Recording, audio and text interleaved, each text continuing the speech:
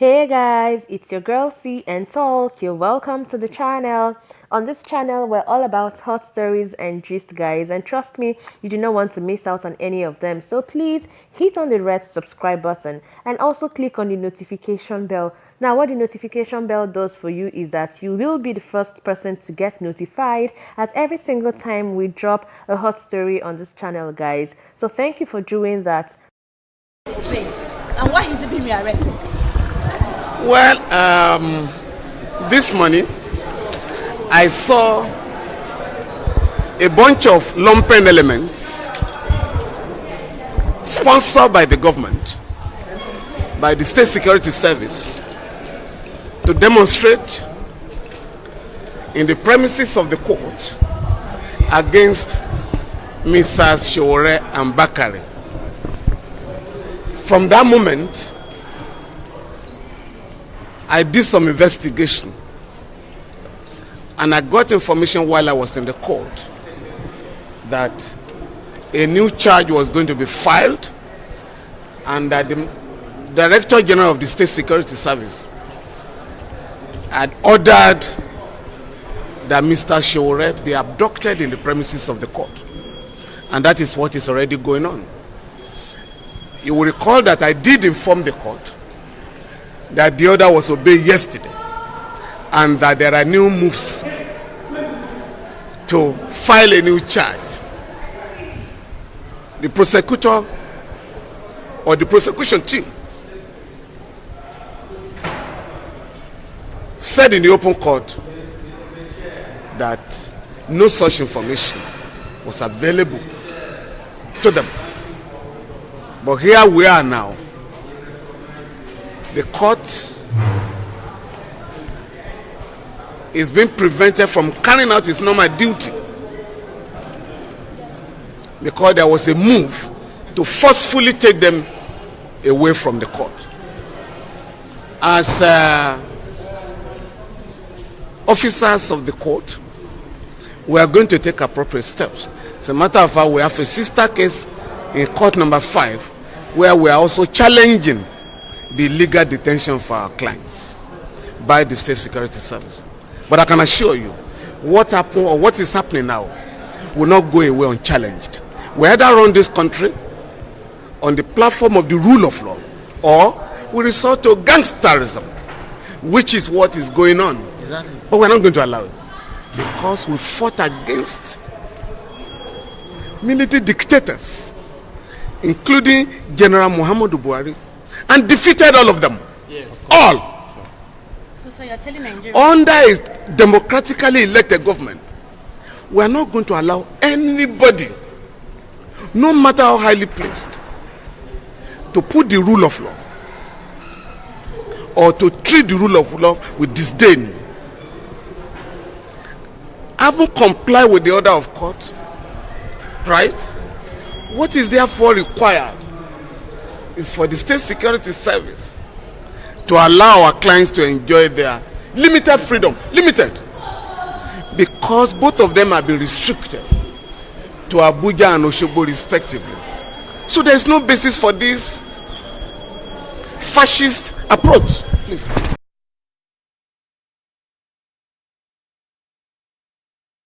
New Jersey is watching, the United States is watching, and the world is watching. I fear that the blatant harassment of Mr. Sowore and activists and journalists whose only crime appears to be exercising his right to free expression is becoming symptomatic of increasingly closing political and civic space in Nigeria. The Nigerian court had twice ordered his release on bail, and the state security agencies openly defied the court order each time, leading me to conclude either that Nigeria no longer respects the rule of law or President Buhari is woefully out of touch with what agents of his government are doing in his name. This is unacceptable in a country that calls itself a democracy. Please join us. I'm sorry we have time constraints, so we started, but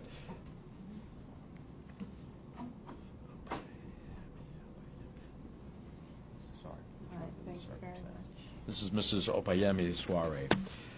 The court had twice ordered his release on bail, and the state security openly defied the court order each time, leading me to conclude that Nigeria is no longer respecting the rule of law, or President Buhari is woefully out of touch with what agents of his government are doing in his name. This is unacceptable in a country that calls itself a democracy. Freedom of the press is a fundamental pillar of democracy and an indispensable check on government overreach. Journalists who risk their lives to expose the truth should be celebrated, not incarcerated. Over 200 years ago, our founding fathers had the foresight to recognize the importance of a free press to a fledgling democracy, enshrining it in our First Amendment. Today, that importance cannot be overstated. It is unacceptable to treat the husband and father of a U.S. citizen with such blatant cruelty. So we stand here with a family who is devastated by the uncertainty that these actions have caused. Today, my office contacted our ambassador in Nigeria in an effort to obtain answers about what actions the United States is taking on the Sowore family's behalf.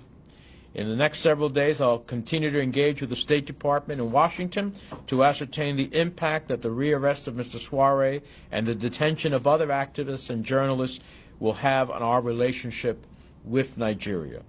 My hope is that the bilateral relationship we have with Nigeria will be reassessed in light of these events. Mr. Sowore needs to be free, and he needs to be free now. The rule of law must be observed, and that means he should be liberated. With that, I invite Mrs. Sowore to say a few remarks. Thank you. After over 125 days of my husband being in detention illegally, he was finally set free yesterday. He got to speak to myself and the children. For the first time, they got to see his eyes when they spoke to him, when we FaceTimed with him. I haven't told them yet that he was rearrested. I'm truly shaken to my core at what I witnessed this morning. I was woken up at 4 a.m. to see what I can only call truly outrageous and a gross disregard for the rule of law. My husband was strangled and forcefully removed from the courtroom. The judge had to run and hide for her own safety. How do I tell my children who, after 125 days, have for the very first time spoken to their dad and seen his face, that he is again in detention and he may not be coming home for Christmas? How do they understand this, and how do they, where do they go from here? How do they understand this? My 10-year-old has on his Christmas list, one of the things he wants is for his dad to be home for Christmas. Christmas is only a few days away. What do I tell him when I leave here and get home?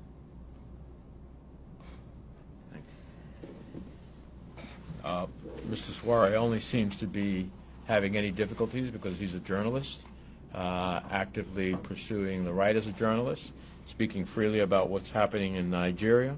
He is an activist and publisher of a U.S.-based Sahara Reporters newspaper, and we're going to continue to press until he's not only released, but he ultimately has the opportunity to leave Nigeria and be reunited with his family. We're happy to answer a couple of questions. Again, ma'am, sorry for everything that's going on. Again, you said that you saw the video of him being pained again and all. Again, what went through your mind when you saw this? I started physically shaking. The first thing that came out of my mouth is my children. How do I tell my children? I am truly afraid for his life, and at this point, I believe the only way to bring him home is with the help of the United States. And I can't say how grateful I am to not be at this alone. Sitting in my room this morning at 4 a.m., I truly felt helpless.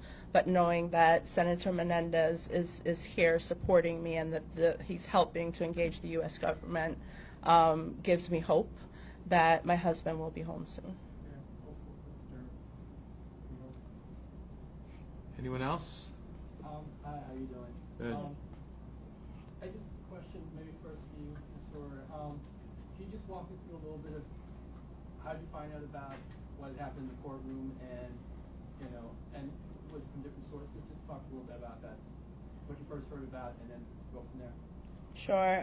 At 4 in the morning, a really dear friend of mine called. She didn't want me to wake up to the news. And like I said, when she told me about what happened, I started physically shaking and thinking about my children. I was briefed by my husband's cousin, who was present in the courtroom, as well as some of his friends, as to what was happening. I think what scares me the most about what happened is what I've heard is in the history of Nigeria, I don't think that the DSS has gone into a courtroom armed with weapons, masked, and put not only the life of my husband at risk, but the life of many lawyers, as well as the judge who also works for the government. So it is a show of lawlessness, a show that the rule of law is not being followed here and not being respected. And not only did his lawyer speak out against what was happening, the judge also spoke out against what was happening in the courtroom today. And like I said, I truly am afraid for his life. The judge actually commented while the arrest or after the arrest took place? At the very beginning, the judge did comment on what was happening and spoke about this is not the place or time. And again, she gave them 24 hours to the point that Senator Menendez made a second ago.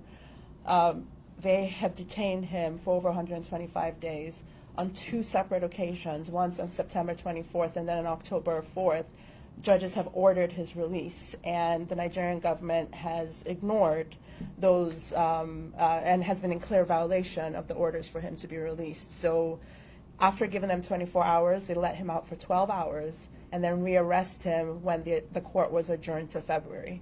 That's scary. That's really scary that they would do that with guns and masks and choke him and physically hurt him right there with cameras going and people watching in front of a judge.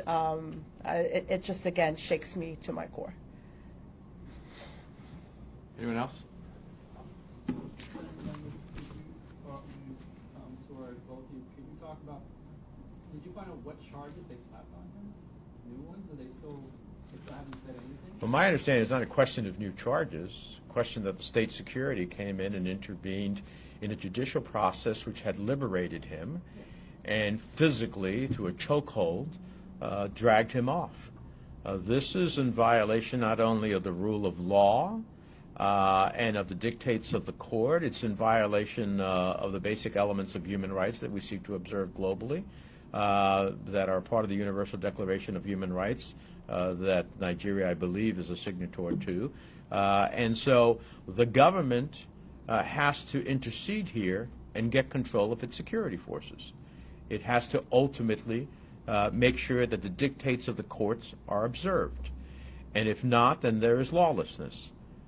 So this is on, from my perspective, it's on the government of Nigeria and its president to make sure that, in fact, the law is observed. He was released by court orders. He should be released. He should be out of harm's way. And we are watching. We will continue to press. And the consequences of anything happening to Mr. Sowore will be far beyond any harm that comes to him. There will be consequences in our relationship with Nigeria. Thank you all very much. Appreciate it.